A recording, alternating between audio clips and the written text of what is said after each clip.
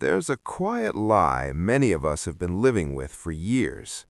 It sounds harmless at first, reasonable even. I'll start when I feel ready. When motivation hits, I'll change. When I feel confident, I'll act. And so we wait. Days turn into months, months become years. Life keeps moving, but we stay emotionally parked, convinced that one day we'll wake up feeling different. Here's the uncomfortable truth most people never want to face. That feeling you're waiting for isn't coming. Not because you're broken, not because you lack potential, but because motivation was never meant to lead your life. Motivation is an emotion, and emotions are weather patterns, unpredictable, temporary, unreliable. Some mornings it's sunny, other days it disappears without explanation. If you build your life around an emotion, you'll live in constant stop-and-go motion. That's why so many people start strong and fade fast. They don't fail because they lack willpower. They fail because they trusted a feeling to do the job of a system. Real change doesn't begin with inspiration. It begins with structure. Not the glamorous kind, not the Instagram-worthy routines, the boring, repeatable, unexciting systems that work even when you don't feel like it. Psychology has shown this clearly. Habits don't become automatic because we believe hard enough. They become automatic because we repeat them consistently, often without emotion attached at all. Action comes first, momentum follows later. You don't need to believe in yourself to begin. You only need to move. And movement, even small movement, changes the brain. Progress creates energy. Energy creates confidence.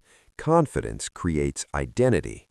But it always starts with action. So instead of chasing motivation, let's talk about building a life that runs without it, starting from the moment you wake up. The first habit is deceptively simple. Wake up at the same time every day.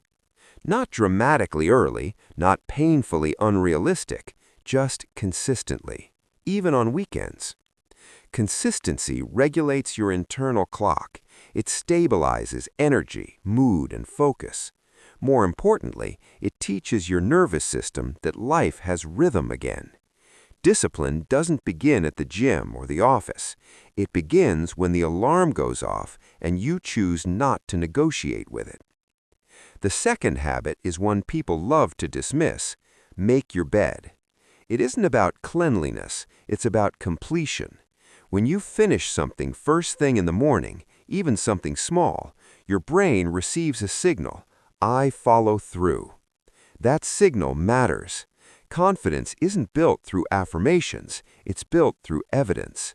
Every completed action becomes proof that you can be trusted by yourself. 30 seconds, 2 hands, 1 finished task. That's how identity begins. The third habit is hydration.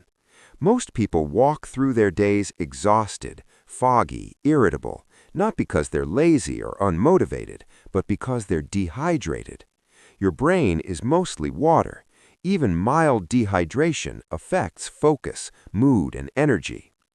A full glass of water in the morning is not self-care hype. It's biological maintenance. It's the most basic form of respect for a body that carries you through everything. The fourth habit is light. Morning sunlight is not optional for mental health. It's foundational. Natural light resets your internal clock, improves sleep later that night, lifts mood, and increases alertness. Indoor lighting doesn't replicate this. Screens don't replace it. 5 to 10 minutes outside changes your chemistry, and chemistry shapes behavior more than motivation ever will. The fifth habit challenges comfort. Delay caffeine. When you drink coffee immediately after waking, you borrow energy instead of building it. Waiting an hour allows your natural wake-up chemistry to do its job first. The result is steadier focus and fewer crashes later in the day. This isn't about deprivation, it's about timing. The sixth habit is gratitude, but not the shallow kind. Real gratitude isn't pretending life is perfect. It's training your mind to notice what's working without denying what's hard. Our brains naturally scan for threats and problems. Gratitude gently rebalances that bias. 5 minutes of noticing specific, real moments of goodness changes how the day feels, not because life changed, but because perception did. You cannot feel genuine gratitude and sustained anxiety at the same time. One always interrupts the other. The seventh habit is mental unloading.